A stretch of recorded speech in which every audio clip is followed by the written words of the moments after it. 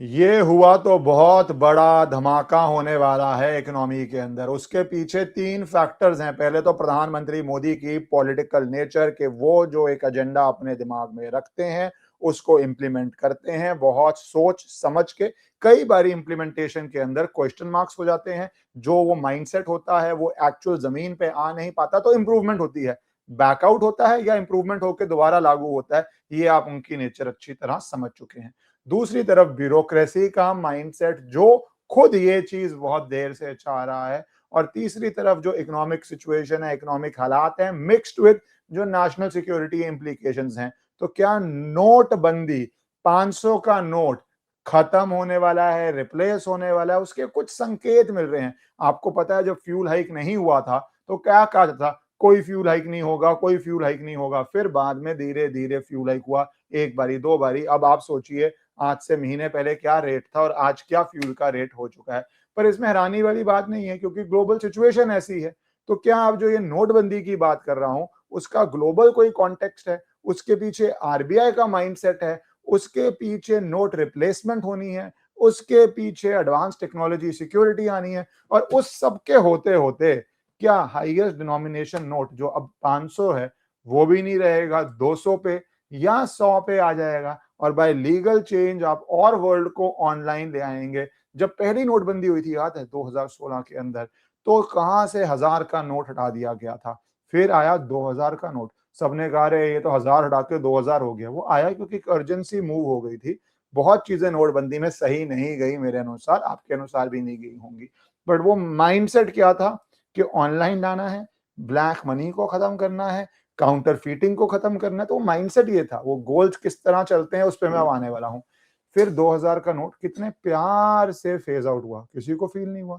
सो means lessons learn कि high denomination note कितनी आसानी से उसको कंपैरेटिव किया जाए तो फेज आउट कर दिया। आज आप बात भी नहीं कर रहे उसकी, आपको याद भी नहीं होगा कब आपने लास्ट 2000 का नोट देखा है। समय इतना तेज भागता है, बात कुछ साल पहले की हो जाती है। अब आते हैं 500 पे। उससे पहले आते हैं कि 2012 के अंदर ही आरबीआई ने ये कोशिश की थी करने की कि 10 रुपए के जो नोट है उसको जो अभी है वो हटा के पॉलीमर नोट्स कर दिया जाए। ये पॉलीमर बेस्ड अगर नोट हो जाएंगे तो उससे आपकी नेशनल सिक्योरिटी बढ़ती है। उससे जो प्रिंटिंग कॉस्ट है वो शुरू में महंगी होती है, पर जो पेपर का नोट जिस तरह फट जाता है, डिस्ट्रॉय हो जाता है, उस तरह वो डिस्ट्रॉय नहीं होता है। उसकी लॉन्जेविटी बहुत ज्यादा है। और 60 कंट्रीज अभी भी यूज कर रही हैं, जिसमें ऑस्ट्रेलिया है, कनाडा है। तो बड़े बड़े देश इसको यूज कर रहे हैं।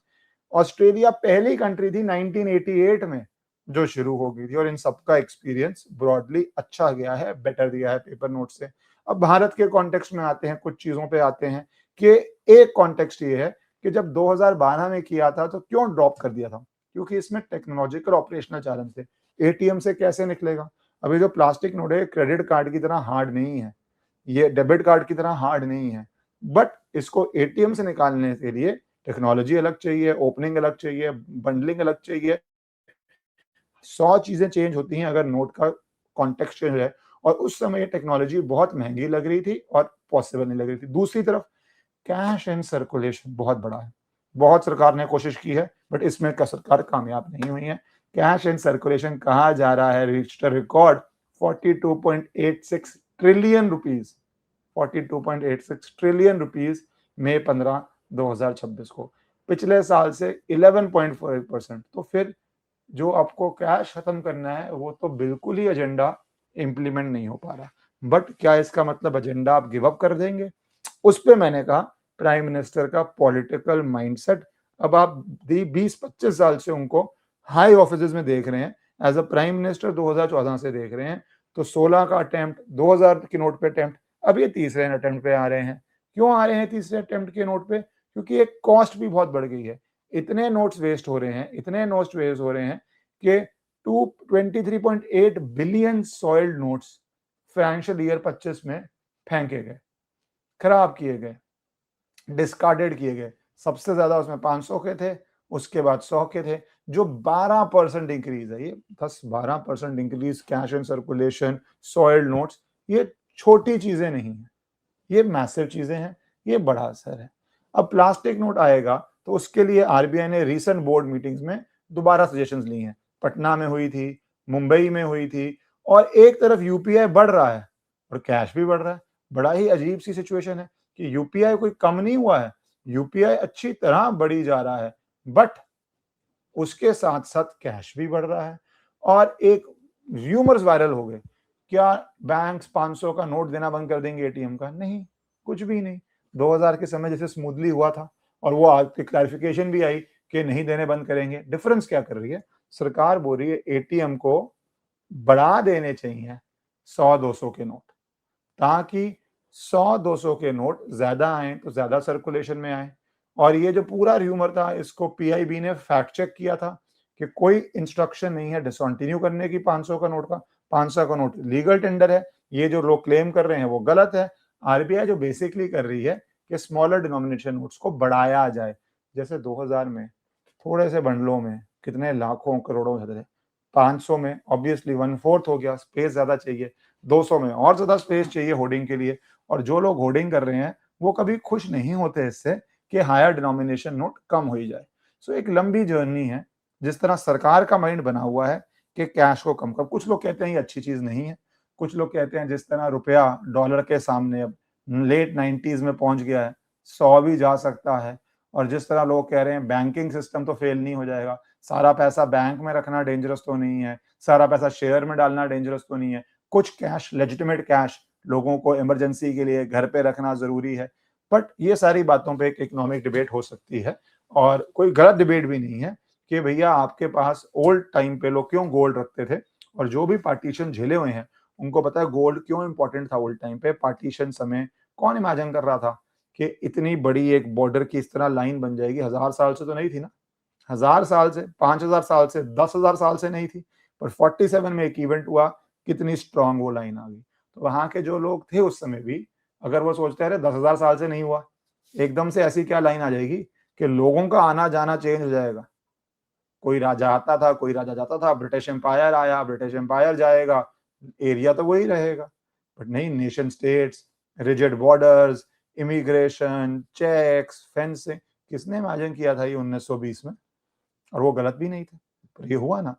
वैसे ही लोगों को सिक्योरिटी के लिए कुछ दिमाग में रहता है। बट ग्लोबल ट्रेंड क्या है? अगर आप विदेश जाएं, आप देखेंगे मोस्ट जगह कार्ड से पेमेंट हो रही है, रेस्टोरेंट्स के, खाने की, बिल की, उनके अलग सिस्टम्स हैं।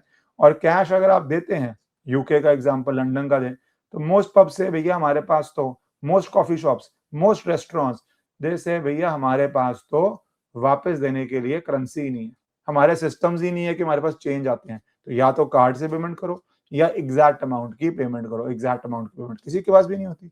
आपकी जेब में क्या एक समय 17 पाउंड एग्जैक्टली पड़े हुए हैं? Probably not. तो क्या करोगे? और 17 पाउंड में टिप भी जुड़ चुकी है, तो क्या करोगे? तो आप कार्ड से पेमेंट करोगे। तो वो जेंटल वे में कर रहे हैं। हाँ, डिपार्टमेंटल स्टोर जाइए, आप शॉपिंग एरियाज पे जाइए तो वहां पे कैश चल जाता है। पर ये पार्शली जो मूवमेंट हो रही है, ये ग्लोबल मूवमेंट हो रही है, क्योंकि सरकारों को बहुत लाभ है कि आपकी सारी इकोनॉमिक एक्टिविटी ट्रेस कर लें।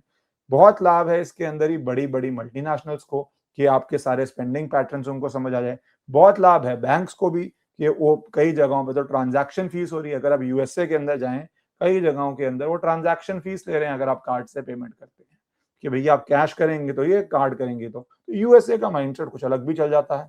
पर तब भी लोग ज्यादा कार्ड की तरफ बढ़ रहे हैं क्योंकि वो कन्वीनियंट हो गया है और कन्वीनियंस से लोगों का कंफर्ट लेवल बढ़ गया है। तो एक ग्लोबल चेंज है, उसके अंदर इंडिया क्या स्टेप्स लेगी वो देखने वाली बात है। मेरे अनुसार अगर प्लास्टिक नोट आए और फिर एक तरह से पूरा रीसेट हो रहा है, पॉलीमर नोट आ रहे हैं, पूरा रीसेट हो रहा है, पूरी करेंसी अलग आ रही है, तो आई suspect 500 may not remain the highest note. Could be 300, could be 200, could be 100, could be 500 also. कुछ लोग कहते हैं वापस 1000 भी इंट्रोड्यूस कर देना चाहिए, कुछ लोग कहेंगे 2000 भी कर देना चाहिए। मैं आपको अपने इंटरप्रिटेशन दे रहा हूं कि मेरे अनुसार अगर पॉलीमर नोट जाएंगे तो मैक्सिमम 500 ही रहेगा, तो वो भी नए फॉर्म में आ जाएगा। और अगर 500 को हटाना होगा तो ये फिर एक बड़ा परफेक्ट मौका होगा, क्योंकि आपको सारे नोट ही दोबारा प्रिंट करने हैं और सारे नोट ही आपके लॉन्ग लास्टिंग है और सारे नोट ही लंबे समय तक सबके यूज में आएंगे। तो आप जेंटल वे में एक्सचेंज सिस्टम होगा, यूके ने भी नोटबंदी की थी, एक्सचेंज सिस्टम था। 2000 में भी आपको पता है कैसे हुआ। तो एक्सचेंज सिस्टम में क्योंकि इकोनॉमिक शॉक दिए बिना जेंटल वे में ये चेंज आ जाएगा, बट मैसिव चेंज तो आएगा। 2012 से ब्यूरोक्रेसी का, जो फाइनेंशियल ब्यूरोक्रेसी है, आरबीआई है, उसका भी माइंड यही था कि ये करना है। प्रधानमंत्री मोदी तो 16 में धड़ाम करके उनका मन में था कि हाँ ये सही दिशा है। तो जब दिशा लीडरशिप की भी और ब्यूरोक्रेसी की भी सेम है, तो लोगों को रेडी और प्रिपेयर्ड रहना चाहिए कि ये संभावना बहुत ज्यादा है और आने वाले समय में जल्दी होने की संभावना ज्यादा है, क्योंकि टेक्नोलॉजी ऐसी हो गई है कि अब आप ये कर पा रहे हैं। आगे देखते हैं क्या फैसला लेती है आरबीआई और सरकार। भारत माता की जय।